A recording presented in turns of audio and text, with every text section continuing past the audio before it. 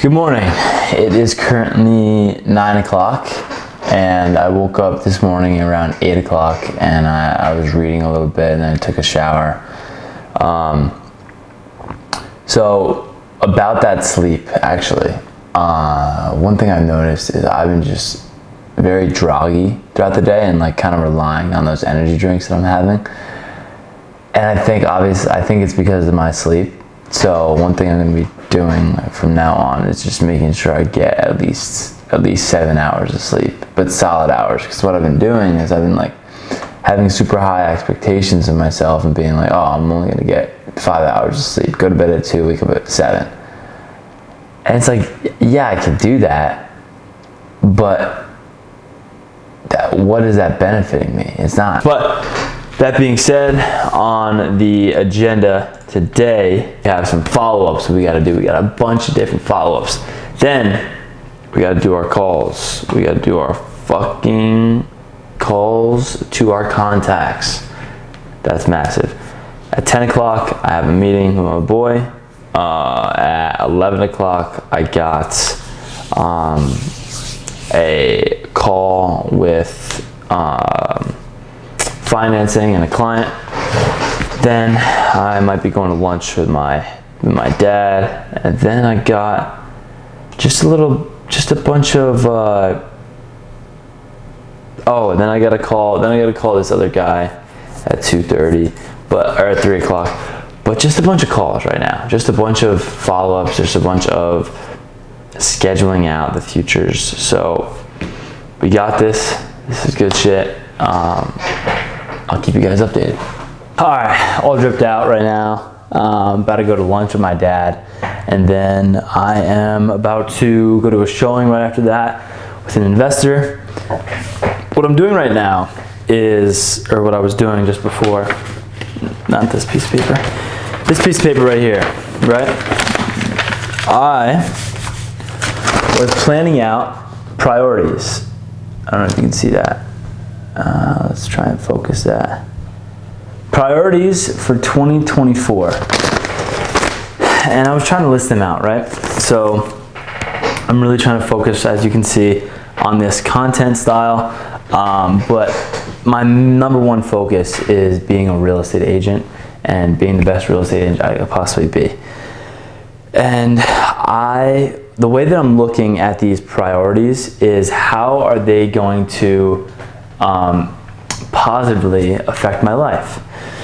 So I truly believe that you have 3 buckets in life, and those buckets are whatever you want them to be. But for me, I have a health bucket, I have a relationships bucket, and I have a business bucket. And all 3 of them have to be filled in order, or have to be taken care of in order for me to feel the most fulfilled in my life. And what that means is I have to make sure I'm eating healthy, getting enough sleep, making sure I'm keeping my mental health properly, working out every day, doing that sort of stuff. For health, business, I got to make sure that I'm dedicating a certain amount of hours a day towards all my businesses and my business. And relationships is making sure that I'm able to have fun too. That's memories, right? That's hanging out with my friends. It's calling my friends. It's hanging out with my family, whatever it is. That's my priorities. So if I'm able to fill all those priorities throughout that 168 hours in a week, then that's the goal. That's what I'm trying to do. But in terms of phases in your life, like I was talking about in the last video, it's super, super important for you to understand that you're going to go through phases in life. You're going to go through phases where, working 1 million hours in a week makes sense. And then you're also going to go through a phase where maybe you have your first child, or you just got married, or whatever it could be, you're overworked, where you take 2 weeks off. And that's just how it goes. But you have to make sure that you're setting a good foundation for yourself at a young age in order for you to be able to do stuff like that. You wouldn't be able to do that sort of stuff if you didn't prep yourself when you were young to become that freedom person. That person has freedom. So try when you're young, or try at any time, to set up a life where you don't have to be constantly stressed out. You don't have to be constantly working.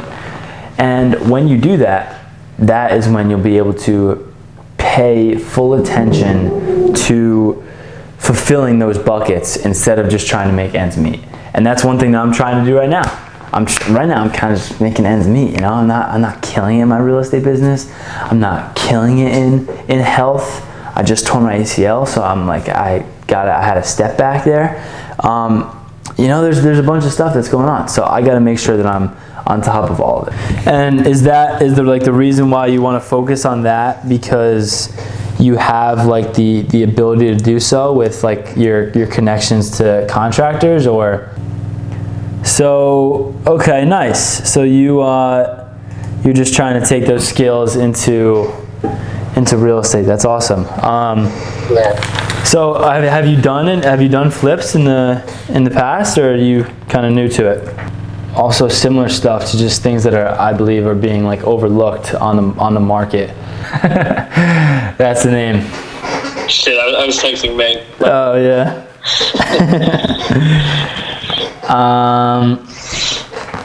All right. So obviously, first off, it's intro to town. What do you mean? History, real estate? No, intro to town. Like, oh, this week we're doing blank town. That's the intro. And then, so crazy situation right now. Oh, right, no probs. Let me know. Thanks, bud. Real estate situation right now. I have this client who I met 2 days ago and wants to put an offer on this one property. And guess what? Now the listing agent isn't getting back to me. What the fuck? You can never win in real estate. I'm kidding with that. You can always win in real estate. It's a little cold in New Jersey right now, but I'm trying to get outside. It's still getting nice out. Where can I prop this up? Okay, so let me explain the last few hours. They have been very, very busy for me recently. Last few hours recently. I just got off the phone with an investor client of mine, and we're discussing this one property. It fits the 1% rule, and for anyone who doesn't know, the 1% rule is 1% rule is when you are buying a property and the sales price to rent price is 1%. So this, let's say for example, this property, you're buying it for $299, or it could be even $290. So this is actually better than the 1%. But the 1% rule is if you're buying it for $300, the rent at a minimum has to be $3,000 a month.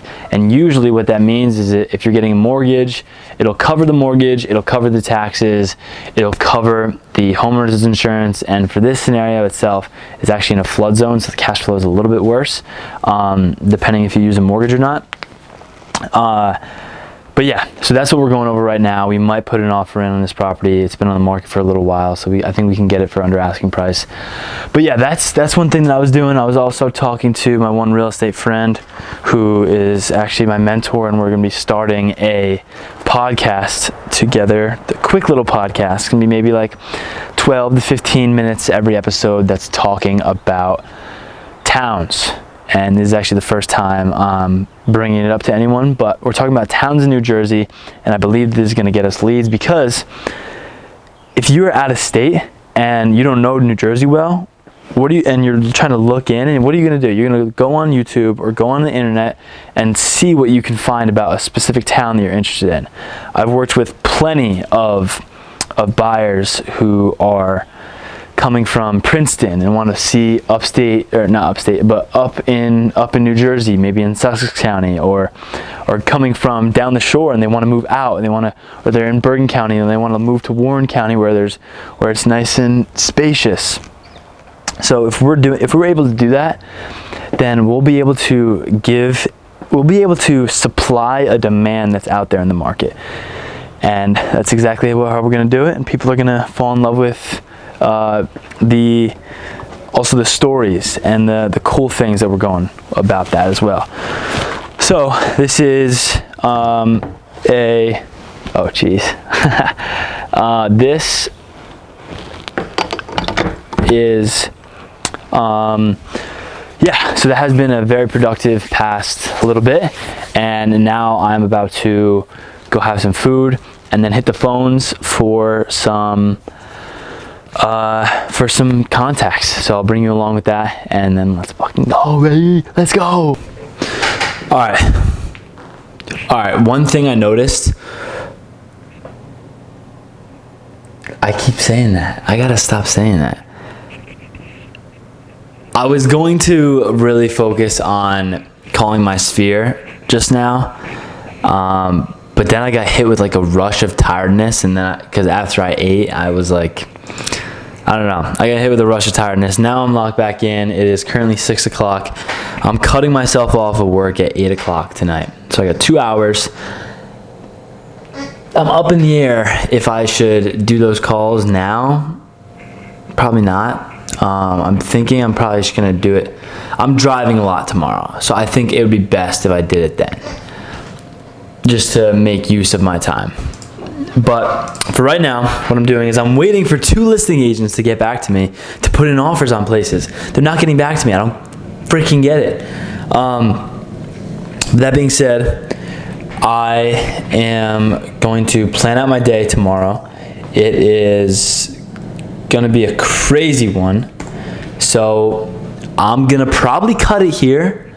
I know it's only 6 o'clock, but all that I'm doing for the rest of the day is scheduling my day tomorrow, and I'm not going to I'm gonna like work out at home, just do little arms and stuff. Scheduling my day tomorrow and reaching out to a few clients, and that's about it. But for now, I'm signing off. That was day 4. I'll see you guys on day 5.